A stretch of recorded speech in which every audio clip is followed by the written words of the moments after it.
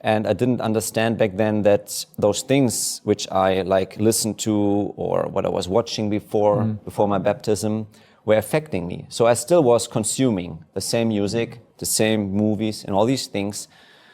And you basically saw the truth, but you still clung to the things of the world. Yeah, without really kind of, I don't want to say that I was like not honest with God, but I didn't understand it so much. Yeah.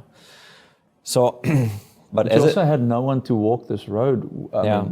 You were walking this road with the Lord on your own. Yes, pretty much. No one that you can rely on, or you can ask for help. Ask for help. Yeah, pretty much. Okay.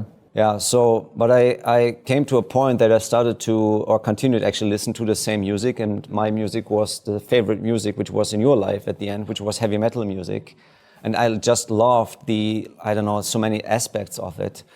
And so one of my favorite bands, some of you might know, Metallica, which is quite famous.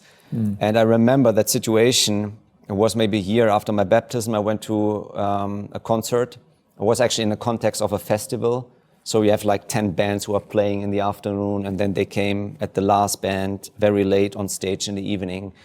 I remember I went there to this concert, and I stood there way in the front on first row, and maybe 80,000 people behind me. You cannot go to the restroom. You cannot go, to eat something or drink. You're just there, have all this pressure behind you, but you wait for that moment. And I remember when the band, they have this intro which plays, and the band comes on the stage one by one. And then I remember I was standing in front of the microphone of the lead singer, which was James Hetfield. And the moment when he came on stage and he just stood in front of me, maybe 2 or 3 meters away from me, I felt like this, I can say today, like this religious feeling. I thought to myself, God just entered the stage. Obvious, I understood that he was not God, but still I had this, I thought this, it's like, man, the man, The man. The man, he's now, it's like almost that I could touch him. Yeah. You had this experience. Yes, yeah. Over there. So I was very much into that music, and in that time, I started, from there, I went like how sin works, you go deeper and deeper into the rabbit hole. After a while, I was still listening to Metallica, but I wanted to have like more, more aggression and all these things. So I started to listen to bands like what you, Robert, also listened to, like Slipknot. And so these guys, they're not looking so friendly. Yeah.